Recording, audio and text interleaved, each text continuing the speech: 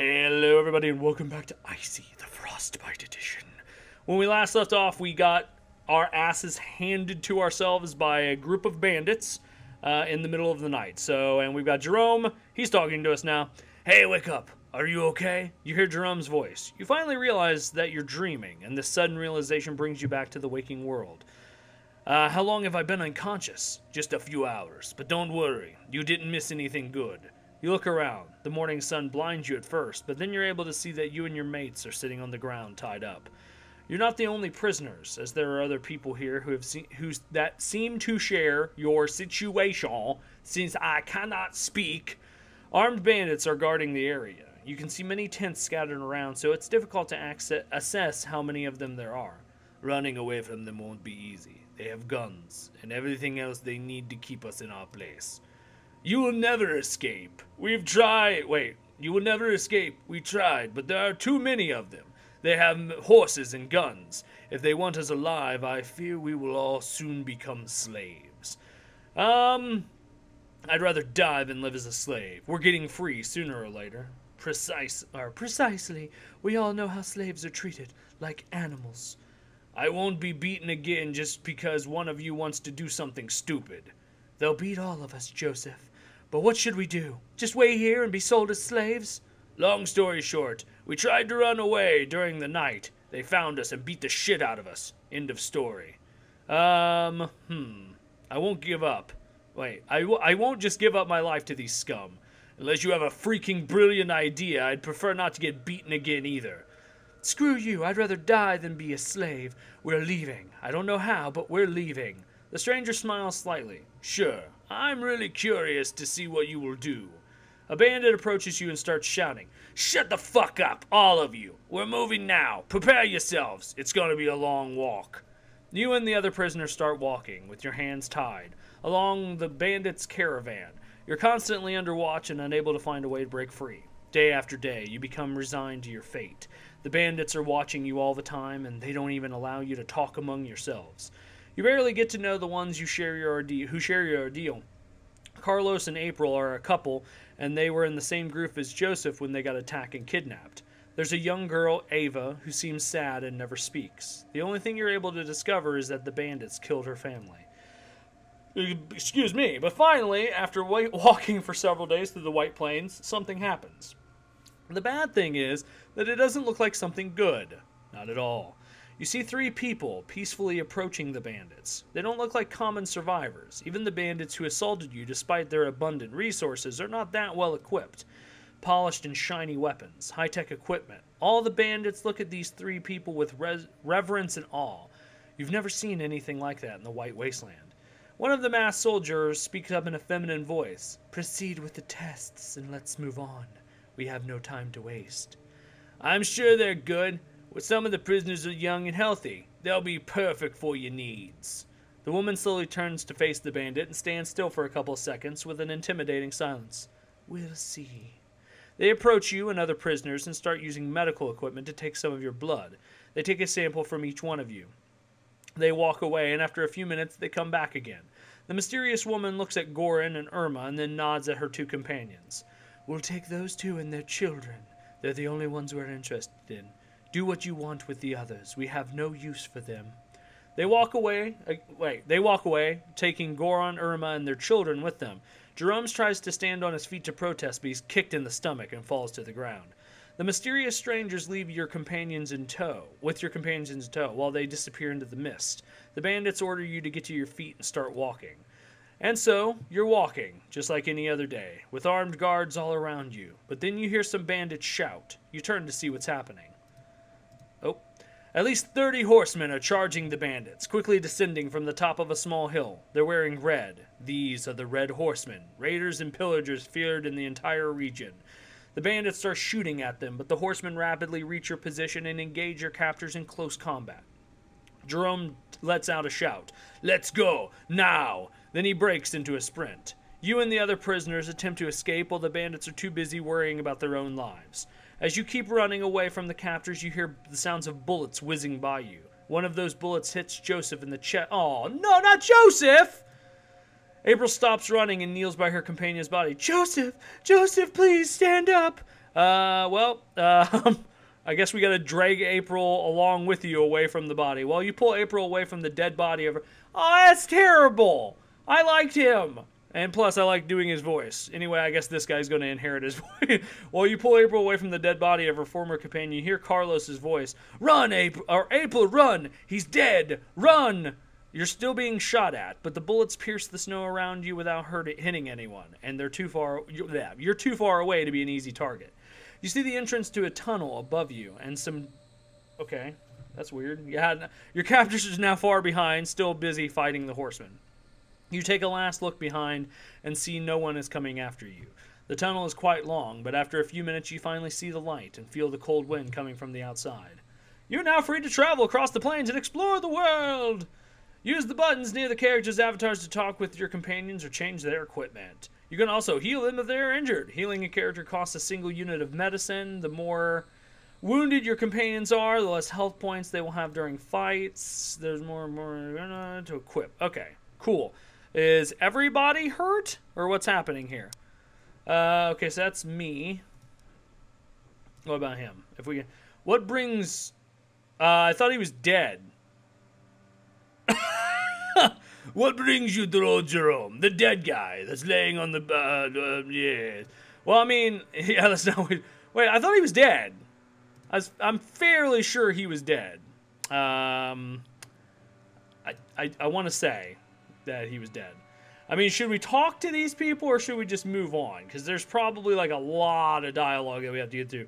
Ava smiles as you approach her. What can you tell me about yourself? What do you want to know? There isn't much to say, I guess. I've lived as a survival just like everyone else. Nothing really happened in my life till I was captured by bandits and joined this family. Even if we always have something to worry about, I've done more things since that moment than in my entire life prior to it. What about your parents? I lived with them as a nomad. They didn't travel as much as we do now. Life was kind of easier for me back then. I really missed them, but everyone walking in the White Wasteland knows that people die every day. I must accept the fact that they are no longer here. They cared for me, maybe even too much. I never had a chance to do anything on my own, and I didn't like how much they worried about me. At least I feel stronger, blah, blah. Okay, so basically, yeah, that. No weapon. Well, none of these people have weapons equipped, and you can talk to them and get kind of like a history about them, but I could have sworn Jerome got shot. We're also going to save real quick. Save game. Because, yeah, but we'll go ahead and go here. You spot an old house and tell everyone to head on inside. You should be safe and able to rest here, at least for a time. Well, we can stay here for the night. I don't think they'll be coming after us. Fine. Let's see if there's something useful in this place. Unless there were two people named Jerome, or I read the name wrong and I thought it was Jerome. I don't know. The group starts to scavenge inside the building. It looks like someone's shelter, but has been clearly abandoned years ago. You find some useful supplies and a couple of handmade bows, some arrows, 2 very rusty blades, and 3 bandages that seem clean enough to be useful. While Demetra is preparing a fire, you see Eva speaking up. What shall we do now? Well, let's see. Don't worry, we'll keep you safe. We'll survive like we always do one way. Tomorrow we'll get as far from here as possible. It's the safest thing to do. I don't think I'll be able to keep running like we did today. You can leave me here. I can take care of myself. While Ava is talking, Jerome motions you to come closer, and then they turn your attention again to the girl. Don't even think about it. I'm not going to leave you alone to die in these woods. I'm not a child. I'm more than capable of taking care of myself. Let's see. I don't think so. I've seen some experienced. No one can survive on his own in the White Wasteland. Ava lowers her eyes and waits a few moments before answering. Fine, but I don't want to be treated like a child. I'm old enough to deserve some respect. Looks like we have a deal. Now let me go talk to my friend. He seems to be on edge. Okay, and thank you for being so nice to me. I'm tired of people that only see me as a little kid. She turns away and goes to sit near the fire. You finally approach Jerome, who seems eager to talk to you. Now listen to me and listen carefully.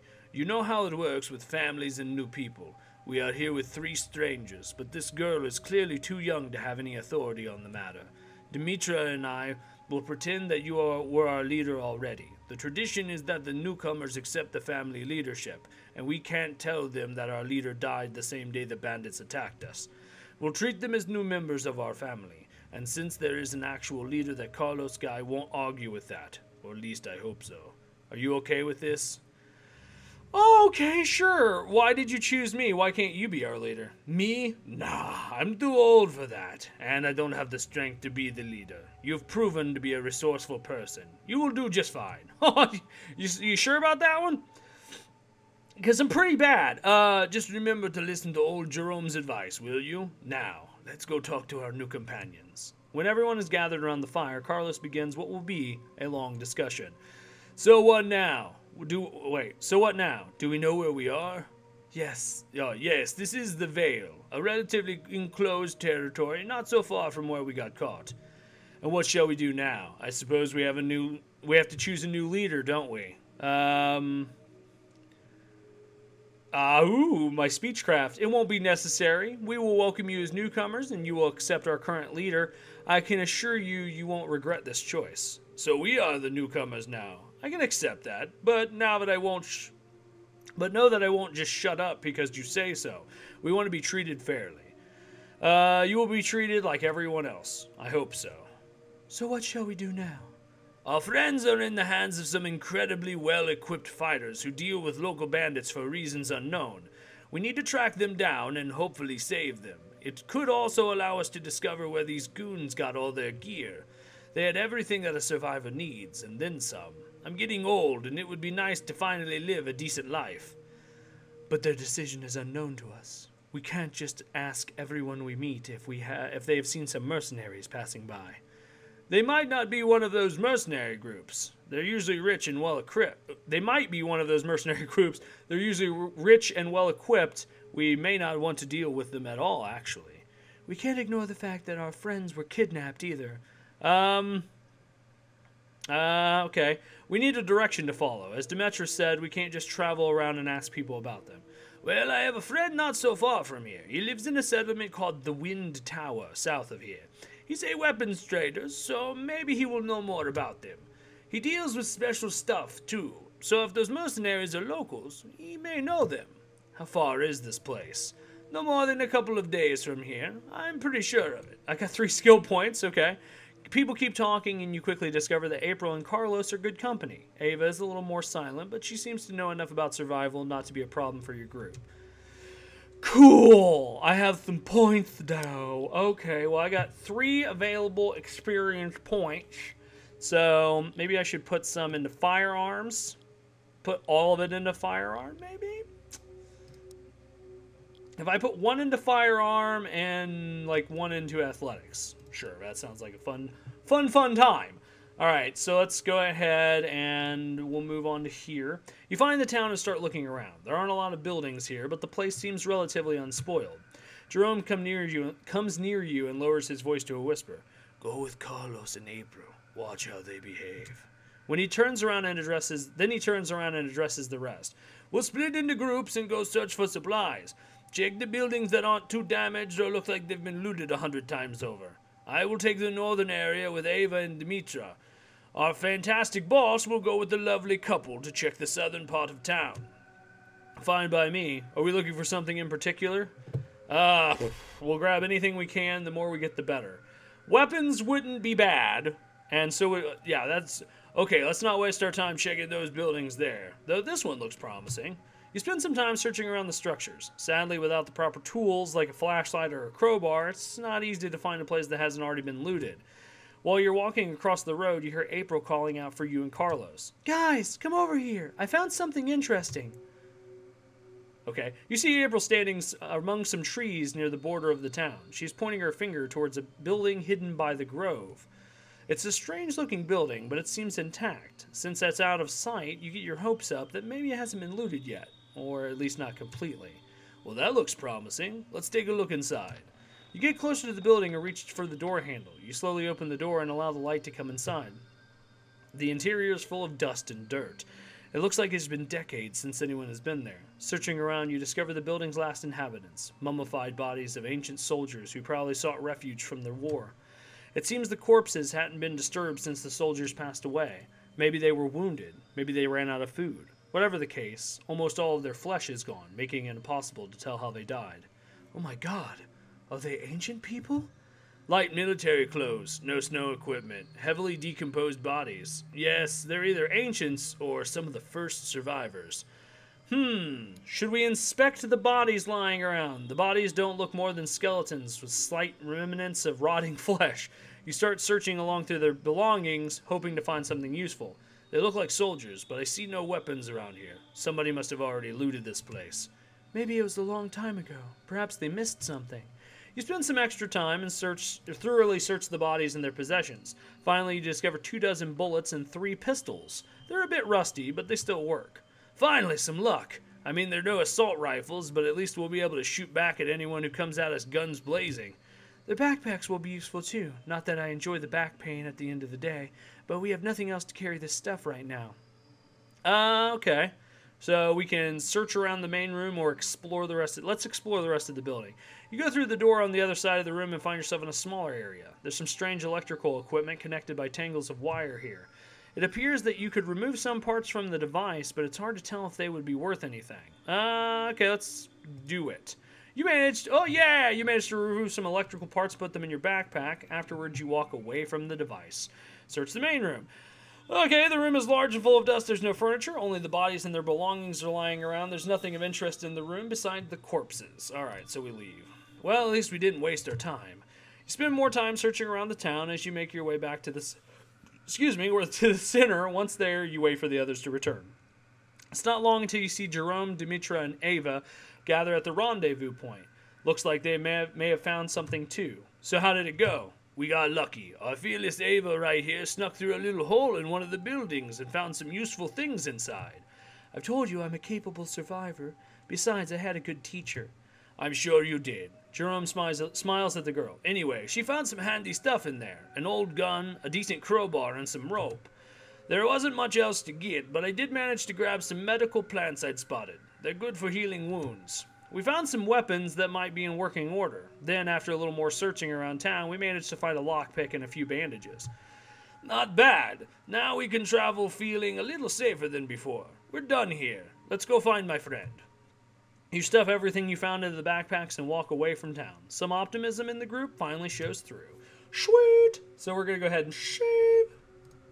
That sounds like a good idea. Do I want to? Yeah, I think I do. Also, I kind of want to... I kind of want to equip some stuff with these people. So, he's got 2 points of gun. I don't want to talk to her. Not yet. Let's see. She's got 2 points. She's got 2 points. Looks like everybody's got 2 points. 1 point. Never mind. What about him? 3 points. Okay, so he gets an old pistol. Sounds like a good idea. And then... Ooh, a rusty assault rifle. Can we give him that too? Okay. Sure. Sounds like a plan. Just load him up with guns. Let's see. She's good with bow. So there's a crude bow. So I should probably give her that. There's another crude bow. But I don't think that there's much else that we can do. And then we've got like a machete. Okay, so she's good with a bow as well. So she gets a bow. There's also some lock picks, but we can't really equip anybody with that. So melee weapon, we'll give her an axe. He is good with a bow as well as a gun. Okay, maybe we shouldn't give him 2 guns. We'll take this away from him. Can I take that away? There we go. Alright, so let's give him a gun. Just because. And then we'll give her a melee thing as well. So a machete. The machete is better, so we'll do that. That sounds like a good idea. Also, I'm apparently really, really good with a bow as well. I probably should have hunted. But anyway, I think right now we'll go ahead and pause here. That seems like a pretty good place to pause. I'm going to save again. But if you guys like this, I will definitely continue. It is an interesting game so far. Not a whole lot to it, but still a pretty cool story. Anyway, thank you guys very much for joining me on another episode of Icy. I am Flog. Remember to hit that like button, comment, and of course subscribe. Are you gaming? Well, you should be. So get out there, guys, and I'll see you in the next one. Bye-bye.